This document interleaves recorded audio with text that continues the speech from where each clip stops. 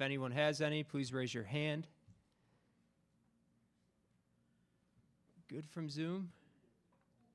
All right, we'll open up in the room for questions. Please raise your hand. We'll take a mic to you. We'll go to Seth and then Audrey.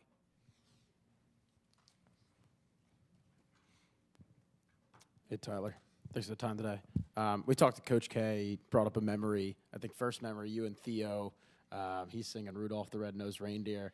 Looking back to that to now, seeing how much this offense has grown and your relationship with him, what's that been like, and what does it mean to still have him going into the playoffs here?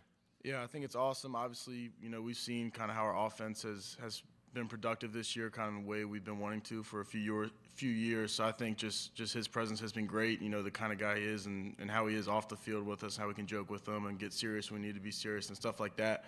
So, but yeah, he's been great, and I think it'll be really good for Penn State in general to have him back. So that'll be awesome going into the playoffs and then, these upcoming years as well. Audrey? Hey, Tyler, thanks for your time. James told us that obviously he tried to have many conversations with Bo, and they wanted to make this work out, but given the timeline and the calendar of just where the sport's at, they couldn't. How difficult is that for you to kind of lose a friend at this point? Because obviously I know you guys were pretty close. Yeah, I mean, it's difficult, but I understand it, and that's just kind of, it's the first time stuff like this is happening, so there's really not a right answer for how to do things, and that's just, that's what was best for him at the moment, and we love him, he's our guy, he's my roommate, so that's one of my better friends, but yeah, it's different right now, but he's a great teammate, and we got a lot of respect for him, so good luck to him, and we got his back for sure. Bob, up front. Tyler, how are you? Good. So the offense certainly got a lot of yards and a lot of points against Oregon.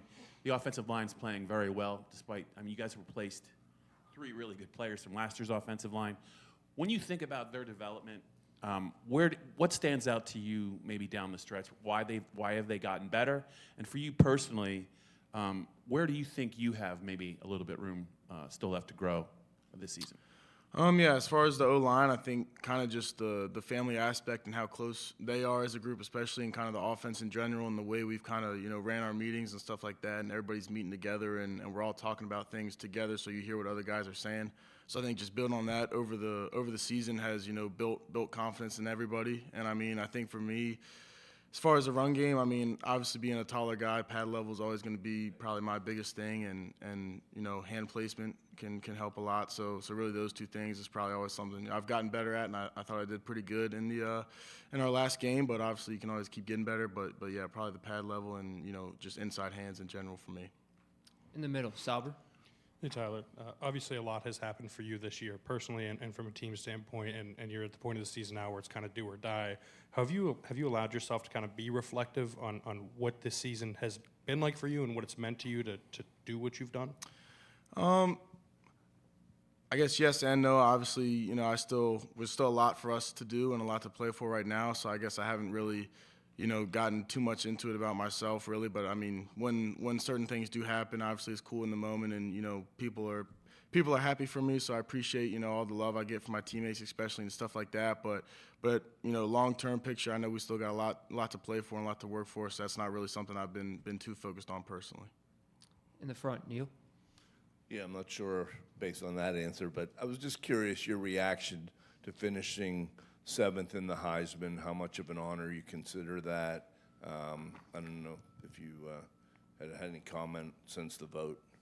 Yeah, I think, it's really cool, for me to be on that list when you're growing up. You see the Heisman every year, so to, be on a list like that is really cool, and it, means a lot to me and to just the great players that were on that list with me is, really cool to be on that list. So yeah, it's an honor, and, I don't take it lightly, but yeah, it's just, I appreciate the recognition, and to be on the list with some of the great players that are up there was really cool. Over here on the left, John. Hey, Tyler, how are you doing? Good. When you look at the timeline that's in place where players can transfer before the bowl game, I think you could argue that it does pose a competitive advantage or disadvantage. Knowing that those things are out of your control, is there a part of you that feels like this is a little unfair or it's unreasonable to put student athletes in this position? Yeah, it's hard to answer just because I feel like this is really the first time we've had something like this happening with this new format. So, it's a hard question to answer. I don't really know if I have a great answer for you, and I think that's something they'll kind of have to look at after this year, just because it's the first time no one really has a true answer for that, and what's the best way to navigate it. So.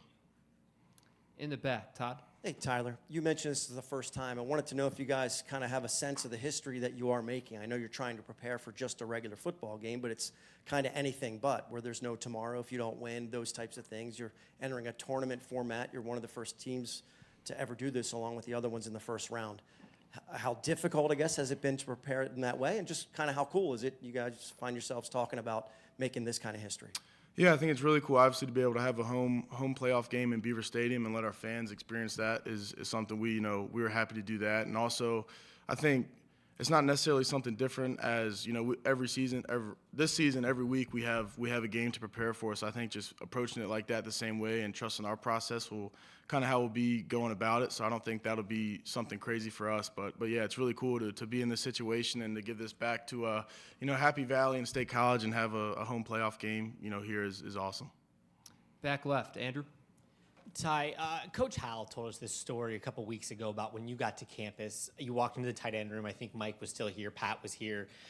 Theo, Brenton, everyone was here. And you had a bit of an imposter syndrome moment where you thought, why do I belong in this group? How does that thought process now change now that you've gotten to the end of your collegiate career? You're, as he said, 7th Heisman voting, and you've had such a glow up from a tight end position perspective. Yeah, I think it's I'm happy I made this decision, obviously, but to be able to be in a room with guys like that and the amount of knowledge I learned from all of them. And Mike wasn't here when I got here, but he's been a guy that I've talked to before. But yeah, I think it just kind of speaks to the great players that they were, and I feel like some of the awards I've gotten this year kind of speaks to them and all the stuff they've done for me. And there's been a lot of great tight ends at Penn State, so I think it's deserving for one of us to finally get the Mackey Award, and that kind of just means a lot to me because I feel like I represent them too when I have this award and just kind of represent Penn State tight ends in general. In the middle, Shane. Hey Ty, Coach Kolonicki talked about your kind of versatility and your willingness to do a lot of different things within the offense.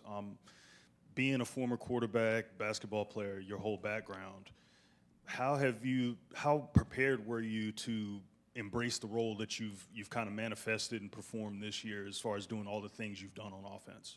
Yeah, I think kind of playing a bunch of sports growing up, just your body gets used to different types of movements. So I think that was kind of growing up in general as an athlete kind of helped me a lot. And then, it's all stuff I've done before, not necessarily at the college level, but either Little League, high school, middle school.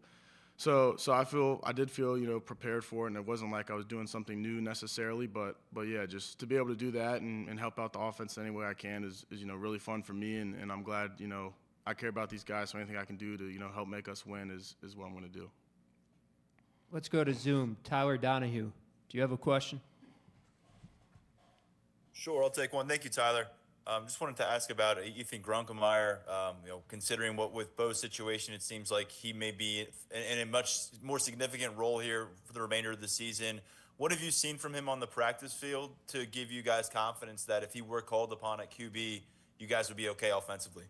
Yeah, I think Grunk's, just naturally a very talented quarterback, and each week Coach Franklin kind of takes clips from different D-squad players that have been doing good during the week, and I think Grunk's been on there, twice as much as anybody. He's been doing really good. So I think if you ask some of the defensive guys, they'd be able to tell you the same thing. But yeah, he's been getting a lot better since he stepped on campus, and all year he's been approaching practices like he's a starter. And he's been playing great football, for the D squad. So I think he'll be ready if that moment comes. But yeah, he's been doing really good, and I'm excited for him.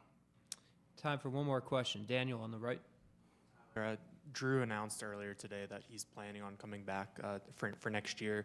Given where you've seen him grow since the beginning of this year to now, where do you see him taking next steps, in these next couple games and then into next year?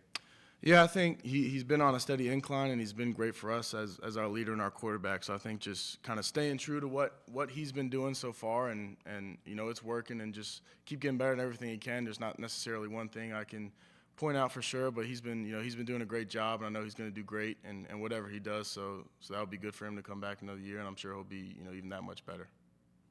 Thanks, Tyler. Thank you.